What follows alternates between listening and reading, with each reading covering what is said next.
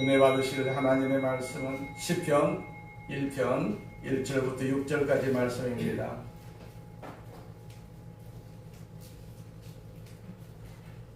말씀을 같이 봉독합니다. 복 있는 사람은 악인들의 꾀를 따르지 아니하며 죄인들의 길에 서지 아니하며 오만한 자들의 자리에 앉지 아니하고 오직 여호와의 율법을 즐거워하여 그의 율법을 주야로 묵상하는도다. 그는 시냇가에 심은 나무가 철을 따라 열매를 맺으며 그 잎사귀가 마르지 아니함 같으니 그가 하는 모든 일이 다 형통하리로다. 악인들은 그렇지 아니하며 오직 바람에 나는 겨와 같도다. 그러므로 악인들은 심판을 견디지 못하며 죄인들이 의인들의 모임에 들지 못하리로다. 무릇 의인들의 길은 여호와께서 인정하시나 악인들의 길은 망하리로다. 아멘. 옆 사람과 인사합니다. 예수님 안에서 좋은 일이 있습니다. 항상 예수님 안에서 좋은 일이 있습니다. 한 주간도 이렇게 건강하게 해주셔서 감사합니다. 자, 앞에 있는 구호 세 번 우리 선포합니다. 나는 하늘의 복 땅의 복을 받았습니다. 나는 하늘의 복 땅의 복을 받았습니다. 나는 하늘의 복 땅의 복을 받았습니다. 아멘. 좋으신 하나님 아버지, 우리 아버지 하나님께서 오늘도 우리를 사랑하여 주셔서 하나님의 성전에 하나님을 찬송하고 같이 주의 말씀 나누게 하심을 감사합니다. 이 자리가 곧 천국의 자리인 줄 믿사오니 천국의 은혜와 축복이 있게 하여 주옵시고 아버지, 이 축복을 통해서 이 세상 살아가는 데 부족함이 없도록 우리를 복되게 하여 주옵소서. 예수님의 이름으로 기도드립니다. 아멘. 자, 주님이 인정하시는 길이라는 제목을 가지고 같이 은혜를 나누고자 합니다. 우리가 인생을 살면서 여러 가지 길을 선택을 할 수가 있습니다. 그러나 우리가 선택하는 모든 길은 다 세상의 길입니다. 우리가 주님을 선택하는 이 길만이 천국까지 갈 수가 있는 길이거든요. 자, 우리 아이들이 태어나서 만나는 부모는 이미 선택이 되어져 있습니다. 그 아이가 태어나면서 선택한 것이 아닙니다. 나는 이런 부모 밑에서 태어났으면 좋겠다. 그래서 선택되는 것이 아닙니다. 그냥 선택이 되었어요. 선택이 되었습니다. 자, 이 선택으로 그 아이의 앞으로의 장래가 결정이 되는 것을 봅니다. 부모를 잘 만나면 그 아이의 장래가 어느 정도 보장이 되겠지요. 그러나 자라고 나이가 들면서 그 선택의 경우가 자꾸 생길 수밖에 없지 않겠어요. 내가 선택을 반드시 해야 됩니다. 결혼 정년기에 접어들게 되면 남자는 여자를 선택해야 되고 또 여자는 또 남자를 선택을 해야 됩니다. 그 과정이 결국은 인생의 삶에 큰 영향을 미치는 것을 볼 수가 있어요. 그리고 더 중요한 것은 우리가 인생을 살면서 택하는 모든 선택 중에 예수님을 선택하는 것, 이것이 곧 천국을 선택하는 것이거든요. 우리가 사모하는 천국을 선택하는 것입니다. 그 천국을 선택하는 것이기 때문에 우리 인생의 모든 선택 가운데 최고의 바른 선택이라고 할 수가 있습니다. 우리는 잘못 선택해서 우리가 어려움을 당하는 경향이 많이 있습니다. 지도자를 잘못 선택해가지고 우리가 고통을 받는 그러한 나라들도 많이 있는 것을 볼 수가 있어요. 그러나 우리가 세상에서 선택하는 것은 우리가 잘못 선택할 수도 있지만 예수님을 선택하는 것이 바로 올바른 선택이고 최고의 선택이라는 것을 우리는 기억을 할 필요가 있죠. 그래서 우리 모두가 다 하나님을 선택했습니다. 예수님을 선택했습니다. 그래서 우리는 천국을 소망하고 있는 가운데 있지 않겠어요? 우리는 계속해서 천국으로 가는 길에 있습니다. 세상으로 가는 길목에 있는 것이 아니라 천국으로 가는 길목에서 우리가 이렇게 하나님을 찬송하고 하나님 앞에 영광을 돌리고 있는 것이죠. 자, 이렇듯 우리가 산다는 것이 곧 선택이라는 사실을 알 수가 있어요. 우리가 무엇을 선택하며 사느냐 또는 우리가 어떻게 선택을 하고 사느냐 하는 선택의 내용과 방향에 따라서 우리 인생의 질과 운명이 결정이 됩니다. 마태복음 7장 13절과 14절에 있는 말씀입니다. 좁은 문으로 들어가라. 멸망으로 인도하는 문은 크고 그 길이 넓어 그리로 들어가는 자가 많고 생명으로 인도하는 문은 좁고 길이 협착하여 찾는 자가 적다라고 말씀하셨어요. 자, 예수님은 좁은 문과 넓은 문 사이에서의 선택 그리고 생명의 길과 멸망의 길로 가는 길 사이에서 우리가 읽은 이 시편 1편은 복 있는 사람에 대한 고백입니다. 시편 기자는 행복한 사람을 소개하고 있어요. 결론적으로 우리가 말씀을 드리자면 복 있는 사람이라는 것은요, 행복한 선택에 의해서 인생을 사는 사람이라고 볼 수가 있습니다. 그렇다면 복 있는 사람은 구체적으로 어떤 사람일까요? 오늘 본문에서 복 있는 사람, 행복한 사람의 소극적인 모습을 먼저 소개를 하고, 또 그 다음에 적극적인 모습을 소개하고, 마지막으로 상징적인 모습을 소개하고 있어요. 또 첫째로 복 있는 사람의 소극적 모습은 어떤 것입니까? 1절 말씀 다시 볼까요? 복 있는 사람은 악인들의 꾀를 따르지 아니하며 죄인들의 길에 서지 아니하며 오만한 자들의 자리에 앉지 아니하고 그랬어요. 우선 1절에서 복 있는 사람은 악인의 꾀를 따르지 아니하는 사람이다 라고 기록을 하고 있어요. 악인의 꾀를 따르지 아니하는 사람, 죄인의 길에 서지 아니하는 사람, 또 오만한 자의 자리에도 앉지 아니하는 사람이 복 있는 사람이다 라고 말씀하고 있어요. 자, 이렇게 1절에서 복 있는 사람을 소극적으로 제시를 하고 있어요.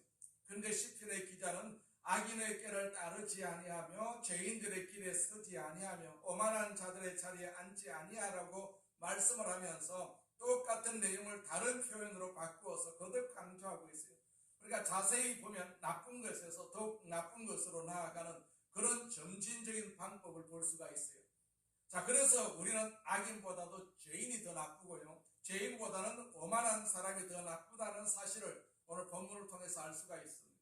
또 이 세 가지 표현, 곧 악인과 죄인과 오만한 사람에는 약간의 차이가 있다는 것도 알 수가 있습니다. 악인이 누굽니까? 그 단어를 살펴보면 표준이 없는 사람이 악인이다, 그렇게 기록을 하고 있어요.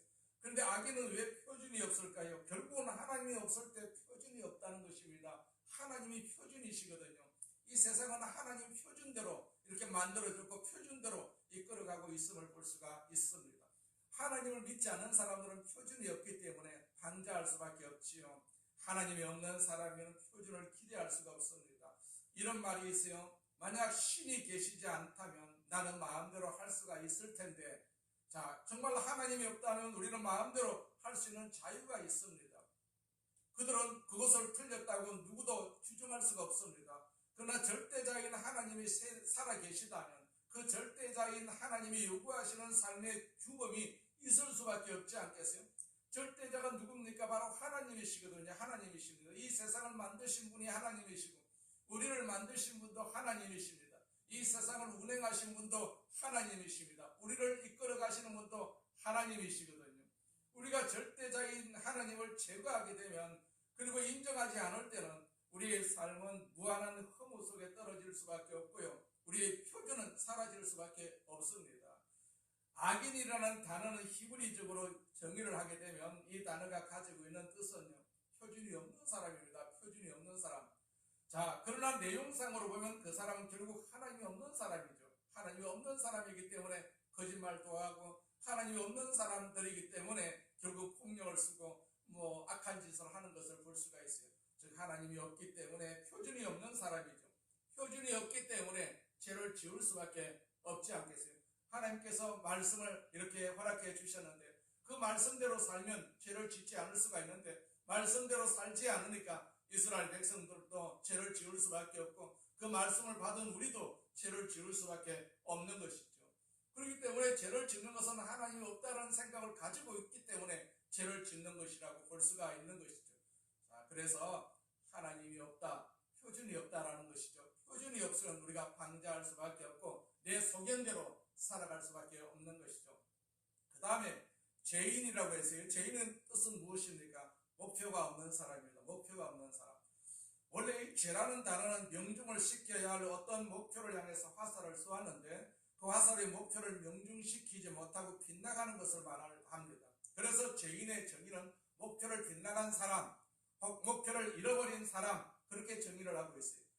여러분, 하나님이 없이 인생을 살다 보면 목표가 있을 수가 없습니다. 우리는 목표가 있지 않겠어요? 천국이라는 목표가 있습니다. 하나님이 없는 사람에게 인생의 뚜렷한 목표를 가지고 살기를 기대할 수는 없어요. 물론 그들에게도 나름대로 목표는 있을 수가 있습니다. 그러나 그것은 순간적이고 세상적인 것에 불과합니다. 그 사람에게서 영원한 목표를 기대할 수가 없는 것이죠. 하나님이 없는 사람에게는 목표가 있을 수가 없습니다. 그러므로 악인은 결국 죄인이 될 수밖에 없다라는 사실이죠. 그리고 죄인보다도 훨씬 더 나쁜 사람이 있는데 누굽니까? 바로 오만한 사람이다라고 성경에서 말씀하고 있어요. 오만한 사람을 한마디로 정의를 한다면 하나님을 거스르는 사람, 하나님께 반역하는 사람이 바로 오만한 사람입니다. 반대로 복 있는 사람은 어떤 사람입니까? 행복한 사람은 어떤 사람입니까? 악인의 꾀를 따르지 않는 사람입니다.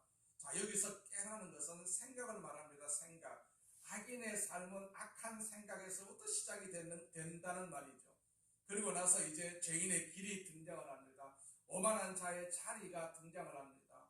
죄와 길과 자리, 이 세 가지가 또 점진적입니다. 꾀를 따르다 보면요, 그 꾀를 가지고 그 길을 걷게 될 수밖에 없을 것이고, 그 길을 걷다 보게 되면 자기가 주저앉는 자리가 생길 수밖에 없지 않겠어요? 여러분, 우리가 한참을 걷다 보면 힘이 드니까 서게 되고, 서다 보면 주저앉을 수밖에 없습니다. 이것은 점진적인 그런 표현이죠.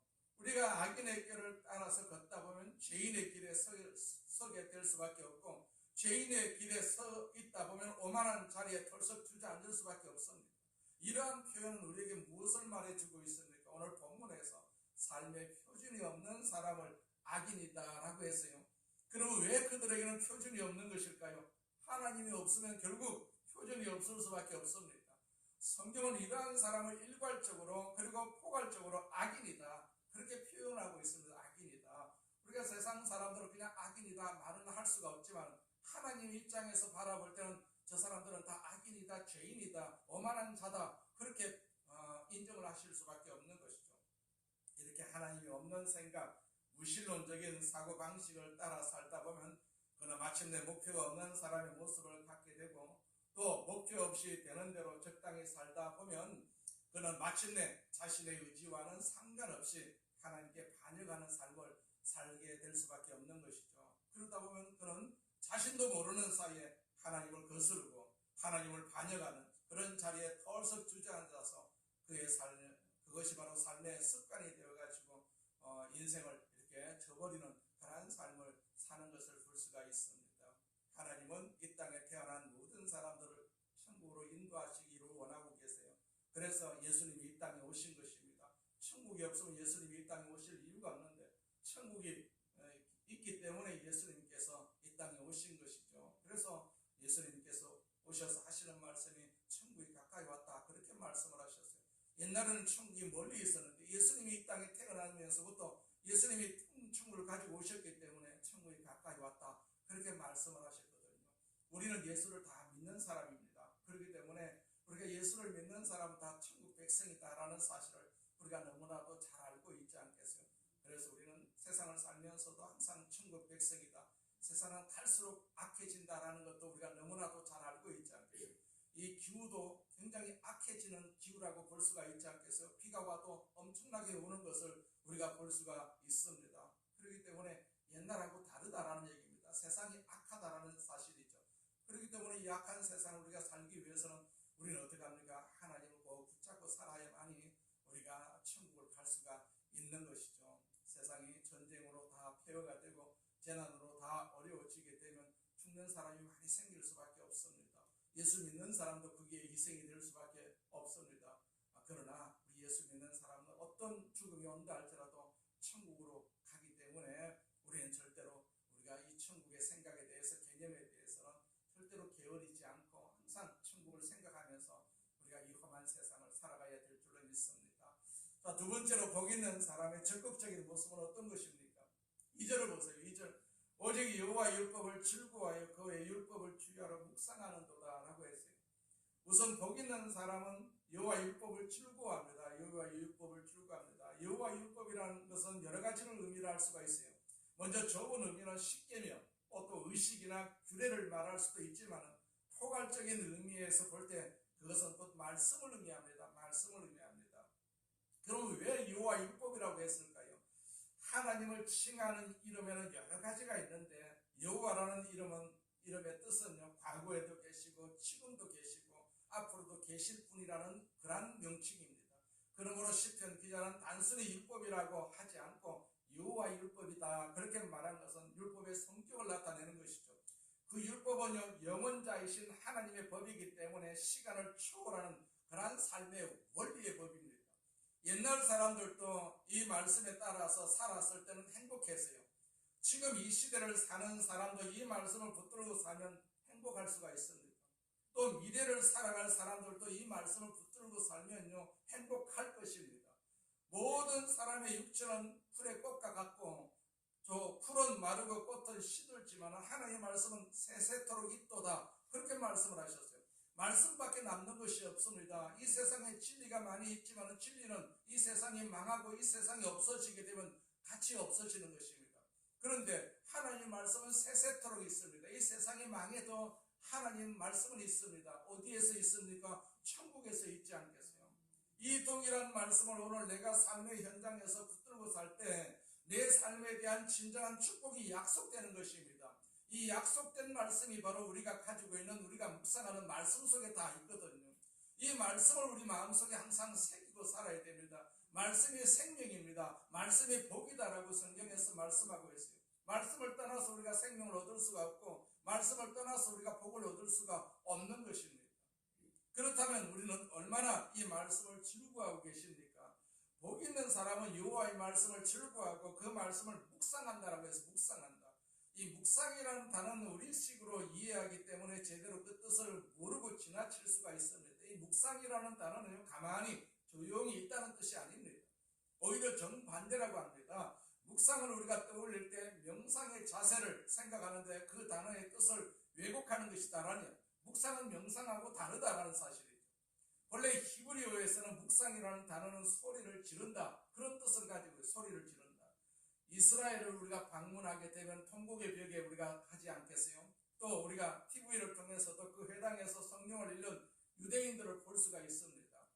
그들은 지금도 성경을 묵상할 때 옛날 우리가 서당에서 책을 읽듯이 몸을 앞뒤로 흔들면서 있는 힘을 다해서 소리를 질러가면서 읽는 것을 볼 수가 있어요.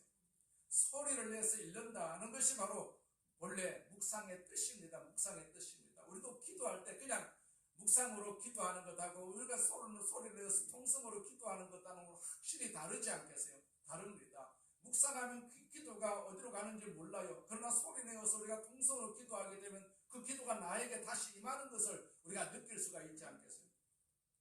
그것은 곧 내가 이 말씀을 중히 여기고 묵상한다는 것은 이것을 따라 살겠다는 강력한 의지를 나타내는 것이거든요. 졸다가 스스로 그냥 넘어지는 입신적인 그러한 자세, 그것이 묵상이 아닙니다.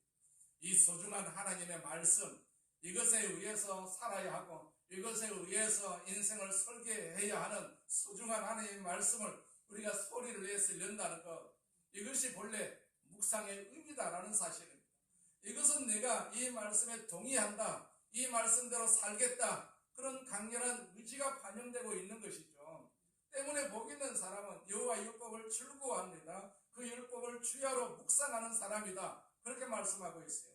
다시 말해서 하나님의 말씀을 따라서 강력하게 살고자 하는 의지를 나타내는 것이죠.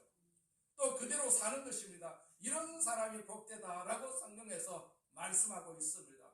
우리가 복을 받기 위해서는 성경을 가까이 해야 됩니다. 말씀을 가까이 해야 됩니다. 그 말씀 안에 복이 있기 때문에 우리가 주일날 그냥 이 말씀을 읽는 것으로 마감하는 것이 아니라 가정에서도 항상 이 말씀을 우리가 묵상하는 그러한 자세가 필요하고 말씀을 우리가 읽는 것이 굉장히 필요합니다. 이스라엘 백성들이 율법이 주어졌을 때는 온 가정의 집안에 다 붙여놓고 외우라고 그렇게 말씀하고 있지 않겠어요? 심지어 이마에도 붙이고 손목에도 붙이고 그 말씀이 항상 생각나도록 그 말씀과 더불어 살라고 그렇게 부탁하시는 것을 볼 수가 있어요. 그 말씀은 곧 하나님이시지 않겠어요? 그렇기 때문에 우리는 하나님과 살아야 된다라는 얘기입니다. 어려울 때만 하나님을 찾는 것이 아니라 우리가 인식이 쉬울 때도 하나님을 계속해서 찾아야 한다라는 사실입니다. 병들었을 때 하나님을 찾는 것이 아니라 우리가 건강할 때부터 하나님을 찾아야 되지 않겠어요?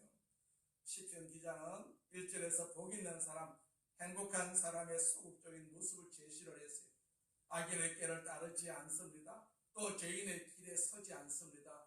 오만한 자리에 앉지도 않습니다. 그리고 적극적으로 말을 하면 복 있는 사람은 삶의 원리를 지닌 이 말씀을 진실로 즐거워하면서 묵상하는 사람이다 라고 말씀합니다. 여기에서 즐거워한다는 것은 감정적인 면을 표현하는 것이죠. 너무너무 흥분되고 기쁘고 즐거운 것입니다. 우리가 성경을 대할 때마다 이런 마음을 가지고 성경을 대해야 되지 않겠어요? 그러면 송이 꿀보다 더 달달하고 말씀을 하고 있지 않겠어요? 그런데 우리는 어떠한 모습입니까? 우리는 성경을 보면 졸리기부터 시작을 합니다. 왜 졸립니까? 성경의 맛을 모르기 때문에 졸릴 수밖에 없지 않겠어요?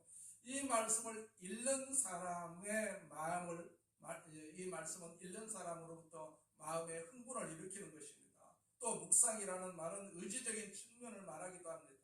그래서 이 말씀을 소리내어 읽고 또 나서 이 말씀대로 살리겠다는 그런 선포가 있지 않겠어요? 묵상.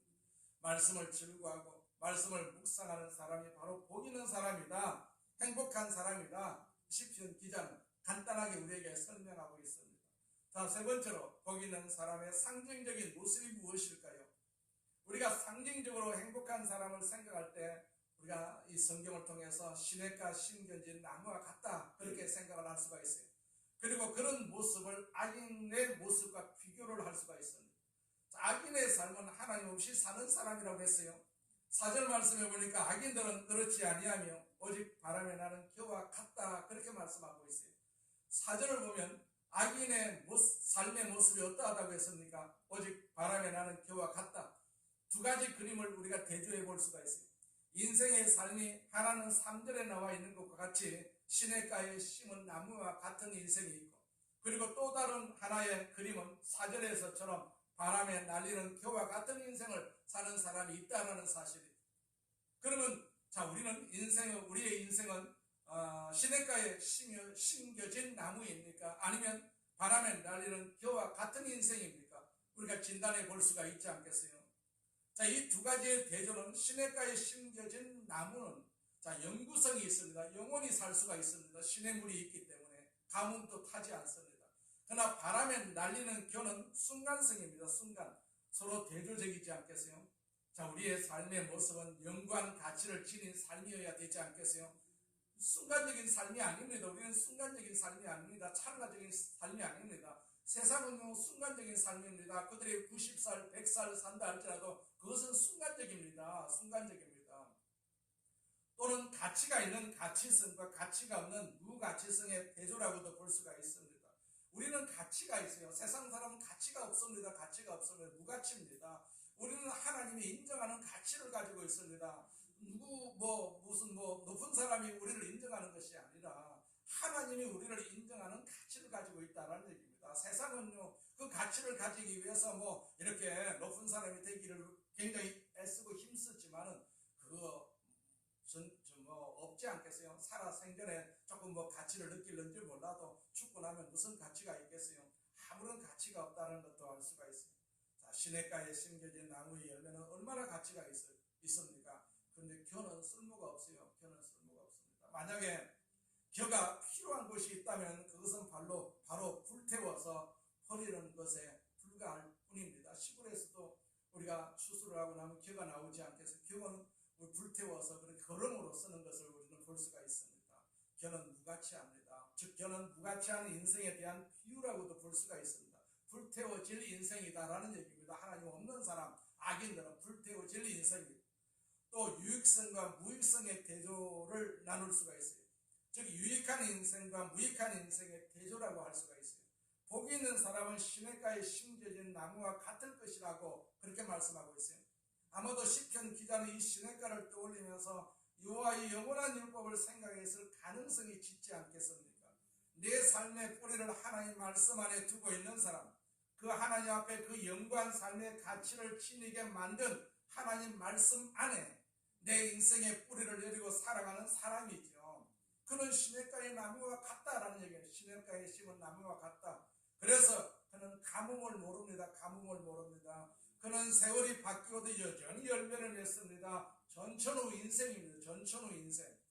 그는 영원히 존재하는 이 말씀을 붙들고 살기 때문에 어느 때나 계속해서 열매를 맺게 되는 것입니다. 우리가 말씀을 많이 묵상해 보세요. 저절로 열매가 맺는 것을 알 수가 있지 않겠어요? 내 인격이 변하고 성격이 변하고 내 가치가 바뀌는 것을 볼 수가 있어요. 내 스스로도 그걸 우리가 내가 열매를 맺고 있구나. 내가 말씀을 가까이 하고 기도를 가까이 하니까 내 자신이 열매를 맺고 있구나. 이런 것을 느낄 수가 있지 않겠어요?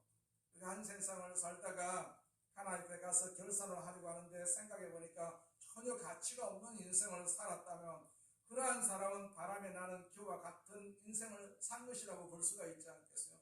특히 우리가 중동 지방에서 추수할 때 겨는 아주 인체 해로웠다고 합니다. 그래서 굉장히 이렇게 싫어했다고 합니다. 겨와 같은 인생은 유익하지 않을 뿐만 아니라 해롭기까지 한 것이죠. 이렇게 해를 끼치는 인생을 살아가는 사람들도 세상에 얼마나 많이 있습니까? 우리는 절대로 해를 끼치는 것이 아니라 겨 같은 그런 인생이 아니라 우리는 시냇가에 심겨진 나무 같은 인생이다라는 사실을 스스로 우리가 고백을 해야 되죠. 그래야만이 우리가 열매를 맺을 수가 있습니다. 마지막으로 이 두 종류의 인생의 마지막 결과는 또 어떻게 할까요? 5절 말씀 볼까요? 그러므로 악인들은 심판을 견디지 못하며 죄인들이 의인들의 모임에 들지 못하리로다. 자, 삶에 대한 그 하나님의 마지막 심판이 언급된 6절을 다시 볼까요? 하나님의 결론입니다. 결론. 자, 무릇 의인들의 길은 여호와께서 인정하시나 악인들의 길은 망하리로다. 자, 우리는 하나님이 인정하시는 인생, 하나님의 말씀을 따라서 여호와께서 인정하시는 삶을 우리가 살고 있지 않겠어요? 아니면 우리가 망해버릴 인생을 누가 살고 있겠습니까? 그러면 결론적으로 주께서 인정하시는 행복한 사람이 되려면 우리가 어떻게 해야 될까요? 첫째로 중요한 것은요, 누구와 교제하느냐에 달려있어요. 누구와 교제하느냐. 의인과 교제하는가 아니면 악인들과 교제하는가에 매우 중요합니다. 왜냐하면 우리는 교제하고 있는 사람들로부터 영향을 피할 수가 없지 않겠어요? 내 주변의 사람들이 악인으로 둘러싸 있다면, 하나님이 없는 사람들로 둘러싸 있다면, 우리가 늘 하나님 없는 사람과 어울려 다닌다면 우리의 인생은 피할 수 없이 그 영향을 받을 수밖에 없습니다. 그래서 우리가 예수를 믿게 되면, 예수 믿지 않을 때는 친구가 많았는데 예수 믿게 되니까 친구가 하나씩 줄어드는 것을 우리가 경험할 수가 있지 않겠어요? 예수 안 믿는 사람은 자동적으로 이렇게 내 곁에서 멀어지는 것을 우리는 경험할 수가 있습니다. 목표가 없는 사람들은요, 그리고 하나님을 거스르는 사람들은, 하나님을 두려워하지 않는 사람들은 아주 부정적인 인생을 사는 사람들을 말할 수가 있습니다. 그 입술을 열기만 하면 늘 비판하고 짜증내는 부정적인 인생을 사람들과 어울려서 한번 다녀보세요. 그러면 내 인생도 그렇게 변할 수밖에 없지 않겠어요? 나는 어떤 사람과 어울려서 인생을 살고 있는가? 이것이 내가 10년, 20년 후에 어떤 종류의 인생을 살게 되는가를 결정하는 아주 중요한 요인이라고 할 수가 있는 것입니다. 생산적인 삶을 사는 사람들, 입술을 열면 하나님을 찬송하고 인생을 긍정적으로 생각하고 인생을 존중할 줄 알고 생에 대한 희망과 꿈과 비전을 말하는 사람들과 어울리게 된다면 가슴이 넓어질 수밖에 없지 않겠어요? 우리의 인생은 꿈이 생기게 될 것입니다.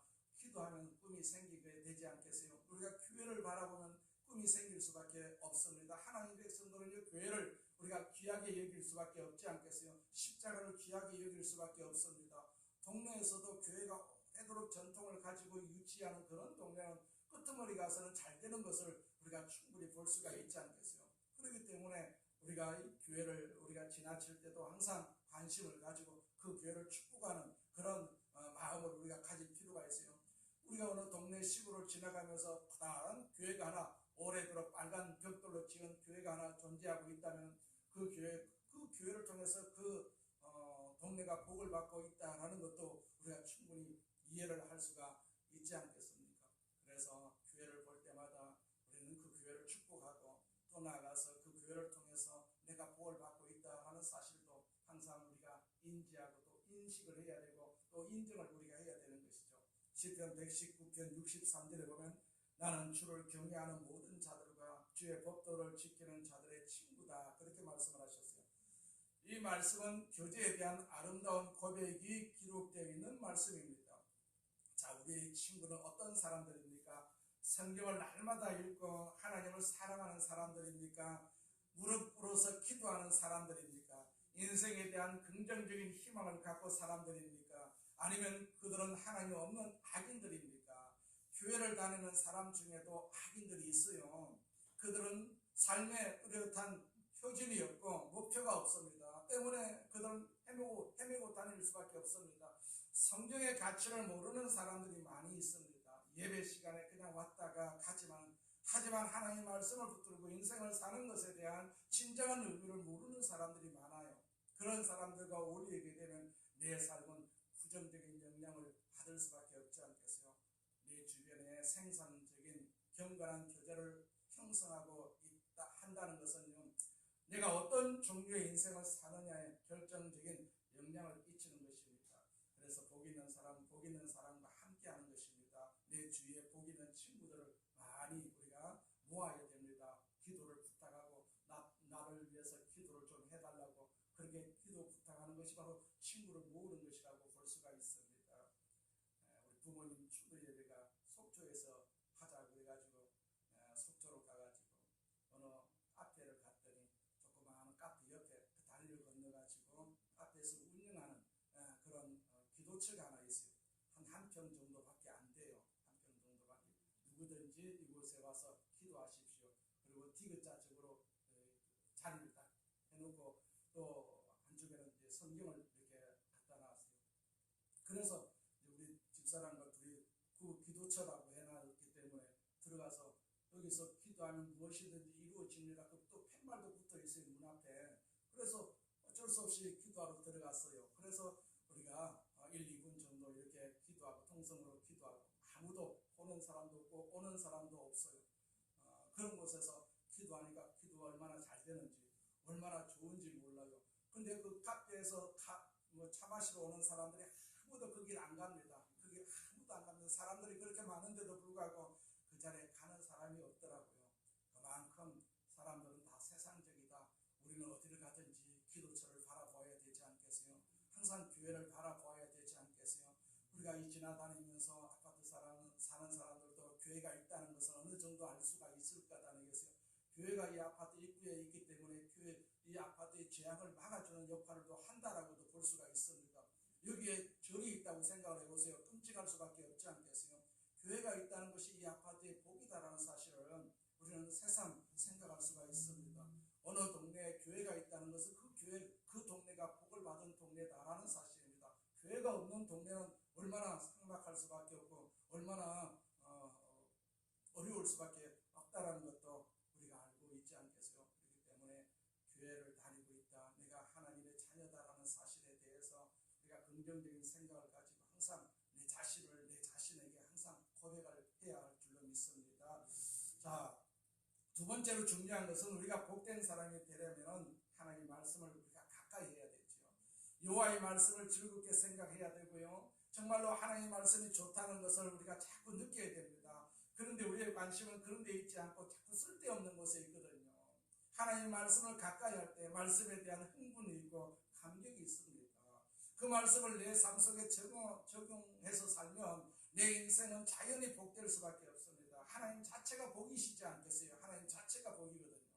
하나님이 우리에게 복을 주신다면 그 사실을 우리가 참으로 믿는다면 우리는 복을 받을 수가 있습니다. 그렇기 때문에 우리는 다 복된 자녀다. 세 번째 중요한 것은요, 주님을 바라보는 삶이라고 할 수가 있어요. 우리가 어떤 사람을 모델로 해서 인생을 사느냐 하는 것이 굉장히 중요하지 않겠어요? 성경에 나오는 위인들도 모두 사람이기 때문에 장점이 있는가 하면 또 약점도 있고 강점이 있는가 하면 연약한 부분도 있었어요. 참고는 되지만 완전한 모델은 될 수가 없지 않겠어요? 그 성경 학자 중에 조셉 플렉스라는 사람이 있었어요. 그가 오래전에 성지를 방문을 할 때 이스라엘에서 유대인, 아랍인 그런 사람들과 성경을 토론할 기회가 있었어요. 이 사람이 히브리어를 잘했기 때문에 히브리어로 시편 1편을 읽었다고 합니다. 읽고 나서 자기 앞에는 이슬람교를 믿는 사람과 유대교를 믿는 사람에게 이러한 질문을 했다고 합니다. 오늘 우리가 읽은 이 시편에 나오는 복 있는 사람의 가장 대표적인 인물은 누구일까요? 누가 성경에 나오는 인물 중에 이렇게 복받은 사람이 누구일까요? 자, 아무도 대답을 하지 않습니다. 한참 후에 하나씩 둘씩 이제 대답을 하기 시작합니다. 아브라함이 어떨까요? 그러자 다른 사람이 말을 합니다. 그렇지만 아브라함은 사태가 불리하게 되니까 자기 부인을 누이라고 거짓말도 했는데 어떻게 이런 사람을 보고 복 있는 사람이라고 할 수가 있겠습니까?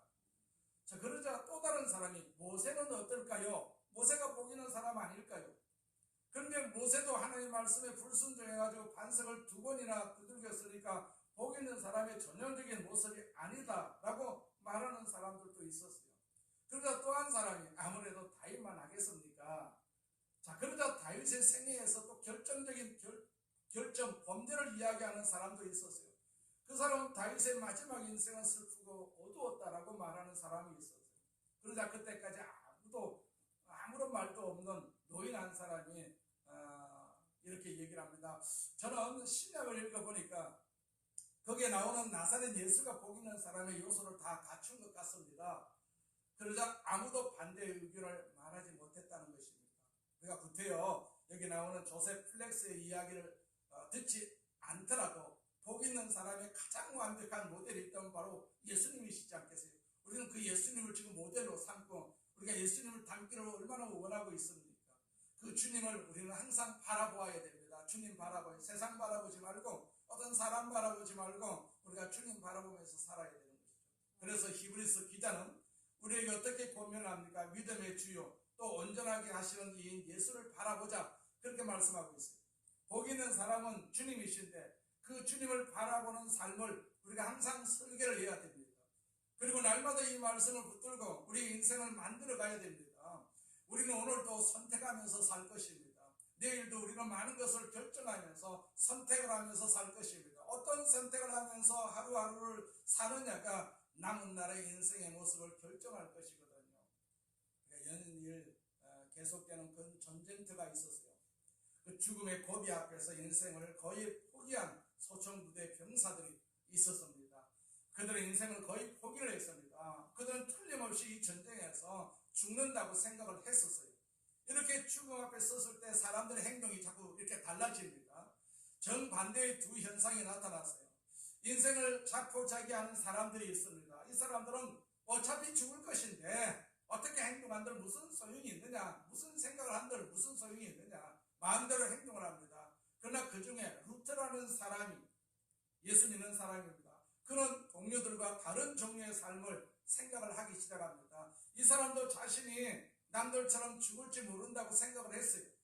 그에게도 죽음은 거의 확실한 것이었어요. 그러나 그는 다른 동기를 가지고 있었어요.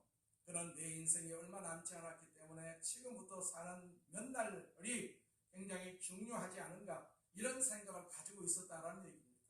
이 두 종류의 사람이 똑같이 죽음을 의시했고 똑같이 죽을 것이라고 생각을 했지만은 삶의 태도는 너무나도 판이하게 달랐다라는 얘기입니다.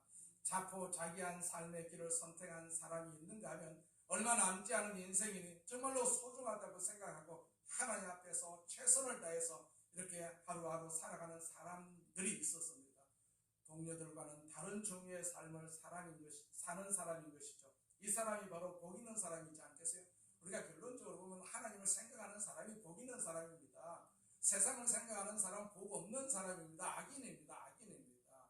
자, 우리가 내일이라는 날이 내게는 불투명해도 하나님께서 나의 모든 날을 책임져 주신다라는 믿음으로 사는 삶이 복 있는 삶입니다.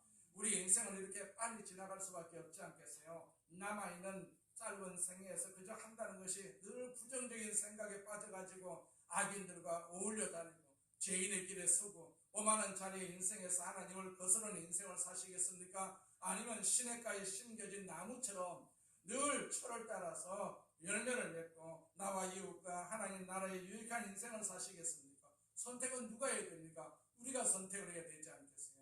나 한 사람 옳은 선택을 하면, 하나님을 선택하면서 살게 되면 나를 통해서 좋은 분위기가 형성이 될 것이고 나아가서 좋은 공동체가 이루어지고 좋은 가정과 좋은 가족이 형성될 수밖에 없지 않겠어요? 내가 믿음을 가지고 열심히 내 가족을 위해서, 내 자녀들을 위해서 기도하면 복된 가정이 될 수밖에 없는 것이고 복된 가정이 행복한 가정이 될 수밖에 없는 것이고, 내가 또 이 나라를 위해서 기도하게 되면, 포기하지 않고 기도하게 되면 또 나라가 복된 나라가 될 수밖에 없지 않겠어요? 이 나라가 복을 받는 것은 우리 성도들이 열심히 옛날에 기도했기 때문에 이 나라가 이렇게 복받은 것을 우리 너무나도 잘 알고 있지 않겠어요? 우리는 다시 한번 내 가정을 위해서, 내 자녀들을 위해서, 내 가족을 위해서, 이 나라를 위해서 기도하는 도구로 우리는 삶을 살아야 될 줄로 믿습니다. 우리가 복 있는 사람이기 때문에 우리가 기도하면 모든 것이 다 복을 받거든요. 그래서 그 가정을 어느 가정을 방문을 하게 되면 그 가정을 위해서 복을 빌라라고 말씀을 하셨어요. 그래서 그 빈 복이 그 가정이 받아들일만 하면 그 복이 그 가정에 임할 것이고, 그렇지 않으면 빈 복이 나에게로 다시 돌아온다라고 말씀을 하셨어요. 그렇기 때문에 우리는 다 복 있는 사람이기 때문에 항상 이 복을 생각하면서 하나님과 더불어서 살아야 될 줄로 믿습니다. 예배에 관심을 가지고, 기도에 관심을 가지고, 하나님 율법에 관심을 가지고, 말씀에 관심을 가지고 항상 이렇게 살면 우리가 시냇가에 심은 나무가 되어서 철을 따라 열매를 맺는 그런 복된 삶이 될 줄로 믿습니다. 우리 성도들이 다 이 복을 다 누리시기를 주의 이름으로 축원을 드립니다. 전능하신 하나님 아버지 감사합니다. 우리 아버지 하나님께서 은혜 베풀어 주심을 감사합니다. 우리를 복되게 하여 주심을 감사합니다. 복의 자녀들이 모여서 이 복을 주님 앞에 다시 한번 고백하오니 하나님께서 허락하신 복이 우리 가운데 임하여 주시옵시고, 하나님의 공동체에도 임하여 주시옵시고, 이 나라에도 임하게 하여 주셔서 우리가 사는 이 세상에 하나님의 역사가 임하는 복된 삶을 우리가 경험하고 누리게 하여 주시옵소서. 예수님의 이름으로 기도드립니다. 아멘. 우리 말씀을 생각하시면서 통성으로 한번 기도하겠습니다. 전능하신 하나님 아버지 감사합니다. 하나님 아버지 영광을 받으시옵소서. 우리를 복되게 하심을 감사합니다. 복의 자녀로 삼아주심을 감사합니다. 아버지, 우리는 부족하고 연약해도 전능하신 하나님 곁에 있습니다. 오늘도 같이 말씀을 묵상했습니다. 같이 말씀을 나누었습니다. 이 말씀이 복 있는 말씀임을 우리가 알고 있사오니 하나님께서 우리에게 복 주심을 감사합니다. 이 복 속에 하나님의 역사가 임하여 주심을 감사합니다. 하나님의 뜻이 이루어지게 하기를 원합니다. 하나님이여 도와주시옵소서. 우리를 치유하시는 역사가 있게 하여 주심을 감사합니다. 악한 마귀가 떠나가는 역사가 있기를 원합니다. 하나님 아버지, 복으로 충만하게 하여 주시옵소서. 복으로 똘똘 뭉쳐서 아버지 악한 마귀가 틈타지 않게 하여 주옵소서. 저주가 틈타지 않게 하여 주옵시고, 질병도 틈타지 아니하도록 하나님께서 지켜주시고 보호하여 주심을 감사합니다. 항상 우리가 주의 말씀을 같이 묵상합니다. 하나님의 교회를 축복합니다. 하나님 교회를 축복합니다. 주기 바라는 우리 모두에게 하나님의 복이 있게 하여 주옵소서. 우리 장로님에게 복이 있게 하여 주옵시고, 안수님 사님 권사님에게 복이 있게 하여 주심을 감사합니다. 우리 모든 성도들에게 하나님의 복으로 충만하게 하여 주심을 감사합니다. 이 복을 통해서 하나님의 뜻을 이루게 하여 주옵시고, 또 많은 사람들에게 복을 나눌 수 있는 그런 복으로 쓰임받게 하여 주시옵소서. 오 전능하신 하나님 아버지, 성령으로 오셔서 복을 부어주심을 감사합니다. 우리에게 복을 주심을 감사합니다. 우리에게 복을 주심을 감사합니다. 복을 주심을 감사합니다. 오 전능하신 하나님 아버지 감사합니다. 하나님 영광을 받으시옵소서. 예수님의 이름으로 기도드립니다.